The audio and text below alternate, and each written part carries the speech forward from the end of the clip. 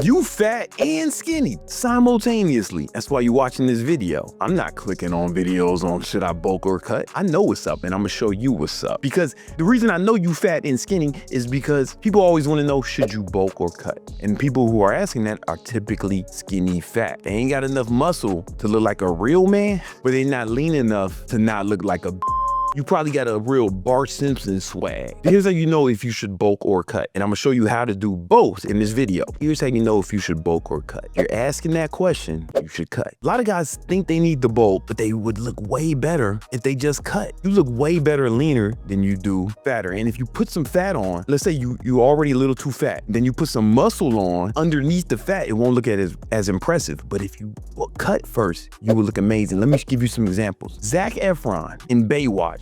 This motherfucker is about 5'10", little fella. In the Baywatch, he was 165. This how he looked. 165, little fella, right? But he was super ripped. He got a Tropic Thunder tan, but yo, he looked super ripped. But yo, man, he was fucking small as hell. 50 pounds heavier than my girlfriend. Let's look at Michael B. Jordan in Creed. Michael B. Jordan is 6 foot tall, and in Creed, he was 175. Look at this motherfucker, man. He looked like he's in great shape, man, but he is, right? But he was small, man, little fella. But you look way better when you cut. I'll give you another example. Daniel Craig in Casino Royale, one of my favorite movies. But yeah, this Daniel Craig in Casino Royale, dude was about 5'10", and he was 175 in Casino Royale. Chris Hemsworth in the first Thor, he's 6'3", and he was 183 in the first Thor, man. He wasn't like huge, right? You need to get lean, guys.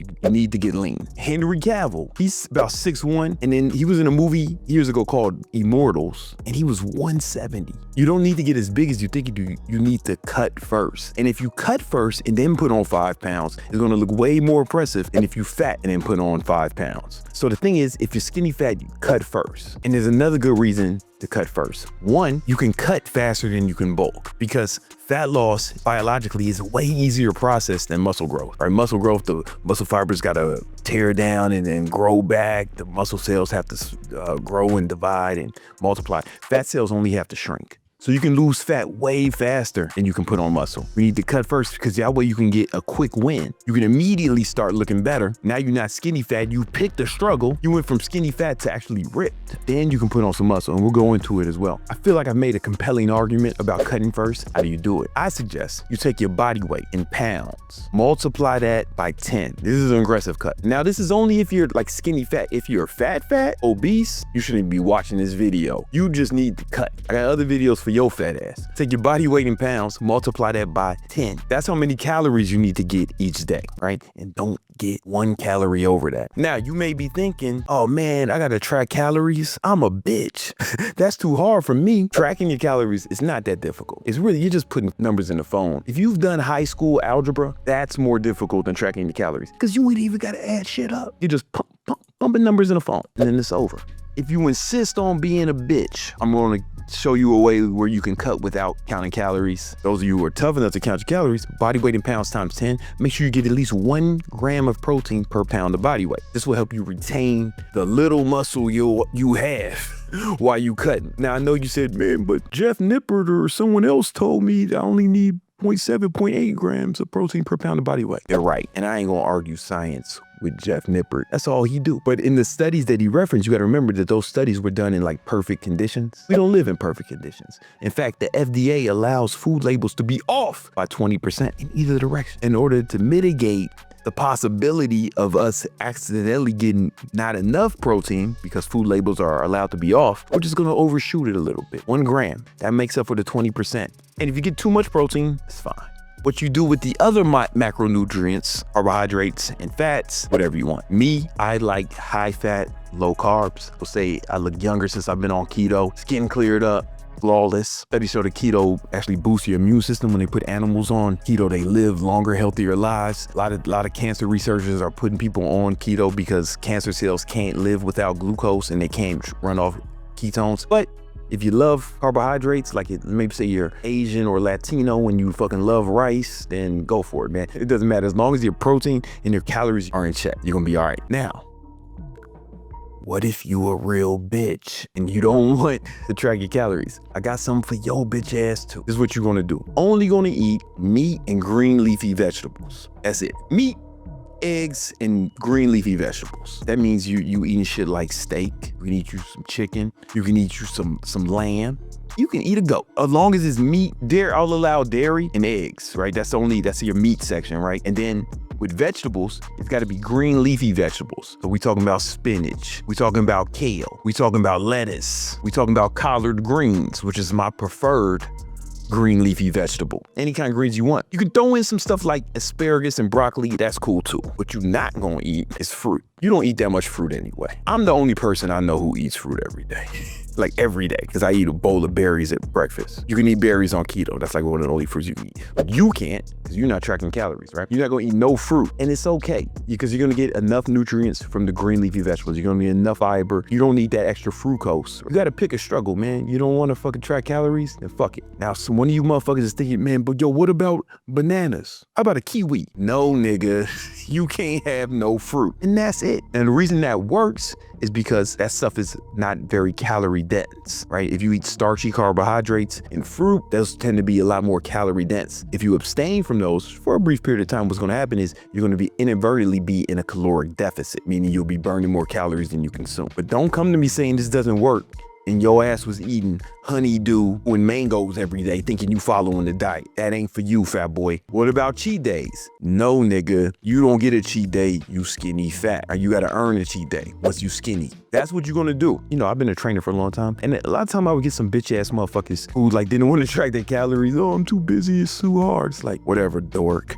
Here, just do this instead. And all of them weight just started to fall off. And what's gonna happen is your skin will clear up, any skin issues you have, because all those foods are anti-inflammatory, right? You're not gonna get any inflammation from that shit. But you can eat as much vegetables as you want, as much meat as you want, and you're gonna be in great shape. That's the diet. Now, what about the exercise? Here's what I recommend. I recommend you get yourself some sort of fitness tracker. You can get yourself Apple Watch, a Whoop, or Oura Ring.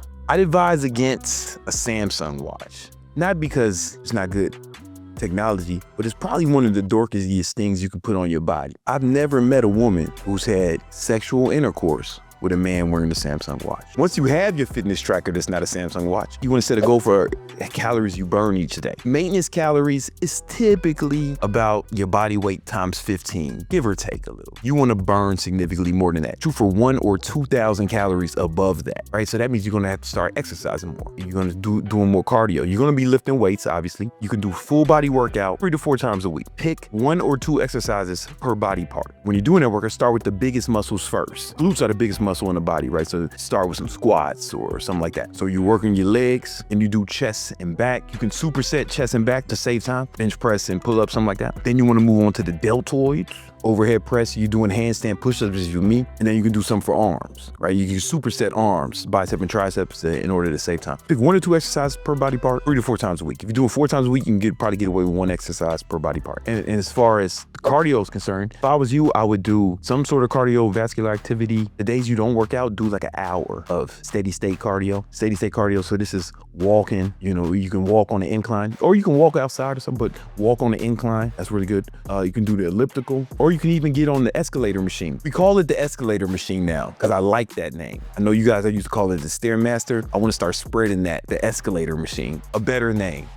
Or at least it makes me smile when I say this. Sometimes it's the little things. The days you do lift weights, do it for like 20, 30 minutes, right? That still might not burn the extra 1,000 to 2,000 calories a day within itself. So what you want to do is find ways throughout the day to burn more calories. When you get cardio like that, it's called NEAT, or non-exercise activity thermogenesis, meaning you're burning calories throughout the day as opposed to just a dedicated exercise session. This is stuff like, instead of driving somewhere, if it's walking distance, you walk. Instead of taking the elevator, you take the stairs. Instead of just watching Love Island with your girlfriend, y'all go for a walk or something. Instead of driving around trying to find a parking spot that's closest to the entrance, park far from the entrance. This way, just find ways throughout the day to get more cardio. If you got some kids is a great way to get cardio. because kids like to have fun and jump around and shit, but you don't want to be one of the fat dads. Just watch them motherfuckers play. You start playing with them, start getting it in, run around with them, and just know you burning calories. If I'm wearing my Apple Watch with my son, I hit the exercise shit, turn it off, and then I'm playing the internal game. How many calories can I burn at this trampoline park? I get on the dodgeball court with them, I start fucking them kids up, man, boom. So you make fun out of it. If you're with your girlfriend and you're having intercourse with her, presumably you don't have a Samsung watch, which means you might have a girlfriend, but at least somebody who's willing to have sex with you. When you do it, don't let them get on top, man. Start doing HIIT cardio on that shit, you know what I'm saying? Some fast strokes, boo, boo, boo, then slow down, get your breath. HIIT cardio, you do a few rounds of that, everybody's happy. Do whatever you gotta do to burn extra 1,000 to 2,000 calories a day. Plus the diet, boom, you'll be shredded in no time. If you're gonna be doing all this exercise and if you're cutting the starchy carbohydrates, you wanna get more water. I drink 2 gallons of water a day when I'm cutting, but you should drink at least 1. And you'll just feel better, your brain will work better, everything will feel better. At least 1 gallon of water a day. Supplements for cutting, there's a few of them. First and foremost, get yourself some caffeine. I love caffeine. Caffeine doesn't burn fat, but it helps you burn fat in multiple ways. For one, it's a potent appetite suppressant, meaning you won't be as hungry. Because remember, you have to burn more calories than you consume to burn fat. So if your appetite is suppressed, you won't be compelled to consume more. Up your caffeine dosage. And caffeine also gives you more energy, right? So now you can burn more calories, right? I'll take a pre-workout before I hit the trampoline park. That's how kids end up crying at the dodgeball shit when they on opposite sides of me. Because I done took 400 milligrams of caffeine. I'm out there, whoa, let's go. You know, your own tolerance, I take 1,000 milligrams of caffeine a day. Andrew Huberman says he takes 800 milligrams of caffeine per day. We're probably a lot bigger than you. I'm like over 200 pounds, 6'2". You probably don't need as much caffeine and you ain't been abusing it like I have since I was a kid. If you want to, if I would take 2 to 3 milligrams of caffeine 2 to 3 times a day. And don't worry, it won't fucking kill you. The lethal dose of caffeine is 10,000 milligrams. When I say that, sometimes people are like, oh man, but if you're taking 10% of the lethal dose, that can't be good. No, that's not how toxicology works. If you drink a gallon of water a day, that's fine. That's like normally prescribed for fitness enthusiasts. That's more than 10% of the lethal dose of water. You can die from drinking too much water, right? That's just not how toxicology works. If you get a little bit of something, it can be good for you, but if you get like way too much and it's bad for you, like vitamin C. Like vitamin C is good for you in the appropriate dosage, but it's toxic at higher dosage. You also gonna need to up your electrolytes, especially if you're on the meat and vegetable diet. So if you get your electrolytes up, you'll feel great. The thing is, when you cut carbs, you start losing a ton of water weight fast, which actually helps you look better, right? This is why physique competitors and pro bodybuilders, they always dehydrate themselves before show because you actually look better, right? So it's not negligible. But with that water weight, it's gonna flush out your electrolytes too, and you got to replace them, right? So you can drink some LMNT a few times a day. You like me, you putting hot sauce on everything that has a lot of sodium. You can drink sugar-free Gatorade Zero, something like that. Or you can just, if you're drinking a big thing of water, you can actually just add salt to it. But you got to up your electrolytes: potassium, sodium, and magnesium. If you're on that meat and vegetable diet, don't worry about too much salt. The more, the better for you. And every time you feel bad or weak, get yourself some salt. Sometimes, but yeah, I keep like LMNT on me for that reason right now. Now let's take it up a notch. Another thing you can get is ketone esters. There's one that I prefer. It's called Ketone A. Now it's different than the ketones that you buy at like Vitamin Shop or GNC or some shit. The esters are way more powerful, but you get like so much more energy and so much mental clarity. The reason that works is when people are on a ketogenic diet, they're not getting glucose, right? Because your body typically runs off glucose. However, in the absence of carbohydrates, your liver will make these things called ketones. And these ketones would be the new fuel that your body runs off of as opposed to glucose. But there's an adaptation phase, right? So sometimes when people go on keto, it's like it takes them 2-3 weeks, sometimes 4 weeks for them to start to get into ketosis. Then they start feeling better, but sometimes they feel like shit, that initial adaptation phase. If you take ketone esters during that phase, or even the ketone salts during that phase, you get these exogenous ketones and you start to feel better and have energy. And even if you eat carbs, you can take ketones and get more energy. It'll just be another energy source for you. Those help a lot. All right, let's take it up another notch. There's this shit called Broncaid. Broncaid is an asthma medication. You got to go behind the pharmacy and ask for it. Say, yo, get that Broncaid. She's gonna ask for your ID to make sure you ain't breaking bad. I don't know if they make meth out of it or something, but if they did make meth out of it, that would make a lot of sense. Because when you take Broncaid, you're gonna get tons of energy. And the reason you're gonna get tons of energy because the main ingredient in that Broncaid is something called ephedra. Ephedra used to be in every fat burning supplement when I was a kid in the 90s. Back during the Clinton administration, if you went and bought any fat burner, it had ephedra in it. Ephedra It's a potent fat burner. For 3 reasons. It will dramatically suppress your appetite. You might not eat enough if you take in ephedra. It's gonna give you tons of energy, like a ridiculous amount of energy, maybe too much. Another thing that helps, it actually helps you burn fat because fat loss is a 2-part process. There's lipolysis and there's oxidation. Lipolysis is when the fat cells are broken down into fatty acids, and oxidation is when your body uses those fatty acids for energy. Ephedra has been proven to accelerate the rate of lipolysis that occurs when you're in a deficit, right? So it accelerates lipolysis, which is the first part of fat loss. It's helping you burn fat in 3 ways, plus giving you tons of energy, and it feels great. You want to take that 2 or 3 times a day with the caffeine. It's a double whammy, man. If you do that with the ketone esters, then you got what I call the keto illegal stack. The reason it's illegal is because it's not supposed to be put in dietary supplements. It's not supposed to be put in fat loss supplements. We making our own fat loss supplement, the keto illegal stack. Motherfuckers been getting ripped off that shit for decades. I'm on that shit right now. Yeah, right before I started filming this shit, I took a pre-workout, some ketone esters, and some bronchate. That's why you love this video so much. Pro tip, take the keto illegal stack before sexual intercourse. Because 1, you're gonna burn more fat when you in that vagina. She's gonna be sore, but you're gonna be the star of her group chat tomorrow.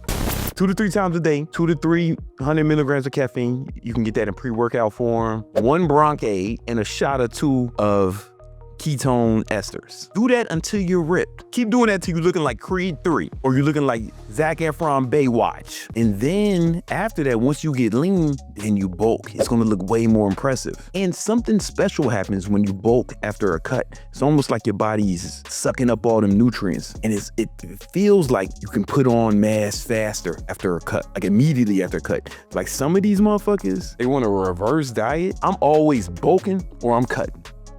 No fucking reverse dieting, ain't no maintenance. So bulking after a cut like this, man, it's gonna be amazing. And you're gonna bulk until your abs start to fade, then you go right back onto this cut. If you wanna learn how to bulk, I got another video all about it, about how to bulk and put on as much muscle as fast as possible. Go watch that video right now.